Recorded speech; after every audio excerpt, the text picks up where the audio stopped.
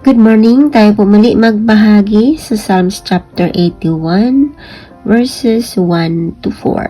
Sabi dito, masiglang awitan ang tagapagligtas, itong Diyos ni Jacob, awitang may galak. Umawit sa salo ng mga tamburin, kasabay ng tugtog ng lira at alpa. Hipan ang trumpeta tuwing nagdiriwang kung buwan ay bagot nasa kabilugan, pagkat sa Israel ito'y isang utos, batas na ginawa ng Diyos ni Jacob. Purihin ng Diyos sa pagkakabasa ng kanyang mga salita. So naka-state talaga kasama ang tamburin, yung ginagawa natin pagtatamburin, yung lira, alpa, yung trumpeta, yan kasama yan. So makikita natin na lahat ng mga instrumento na nakalulugod sa ating Panginoon, pwede natin gamitin bilang kasangkapan sa pag-worship, kung ano yung available, no? Kahit nga yung mga, siguro, kahit yung takip ng kaldero, makapag-create ka ng ingay, ano? Pwede na din yun, basta iyon ay praising sa ating Panginoon. Part of worship. So, kung ano man ang meron ka na talento, marunong kang kumanta, marunong kang sumayaw, marunong kang mag-interpretation, mga ganon, gamitin natin to, i-alay sa ating Lord para hindi naman masayang yung mga talentong ipinagkaloob sa atin, no? Kasi pagdating ng panahon, tatanungin tayo, nagagamit mo ba yung mga ipinagkatiwala kong talento sa'yo? Baka mamaya sa makamundong gawain lang nagagamit. Sayang, no? Dapat tingnan natin ito na opportunity para makapaglingkod at makapagbigay papuri sa ating Panginoon. Yun lamang po.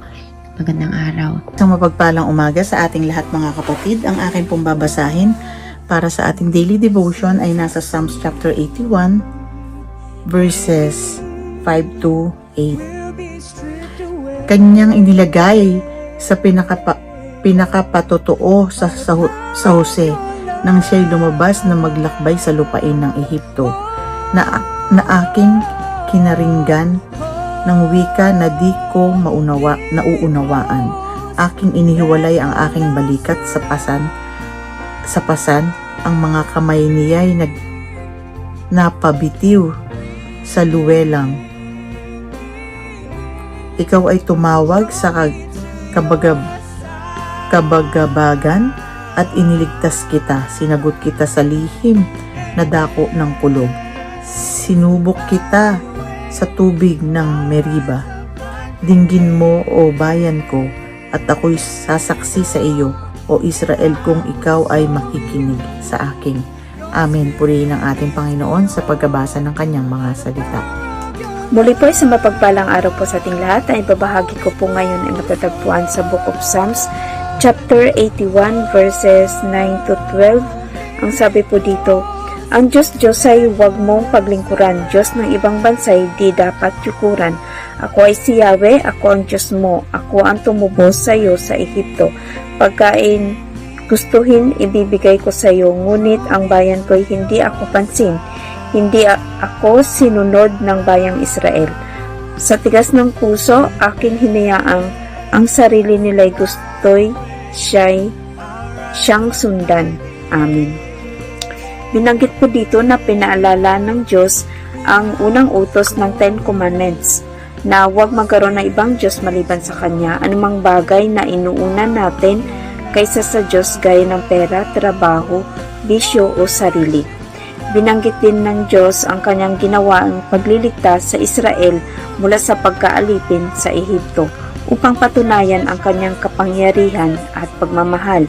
Ang sabi po dito, buksan mo ang iyong bibig at pupunuin ko. Ito ay pangako ni Lord na ibibigay niya ang ating mga pangangailangan kung tayo ay magtiwala at aasa sa Kanya. Sa kabila ng kabutihan at pangako ng Diyos, ang Israel ay sumuway. Mas pinili nilang sundin ang kanilang sariling kagustuhan at sumamba sa mga Diyos-Diyosan.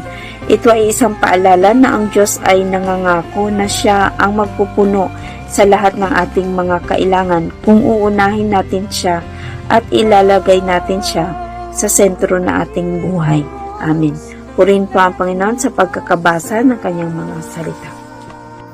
Magandang araw po sa ating lahat. Ang bahagi ko po Psalms chapter 81 verse 13 to 16.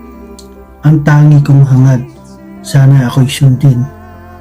Sundin ang utos ko ng bayang Israel. Ang kaaway nila'y aking lilipugin. Lahat ng kaaway agad lilipunin.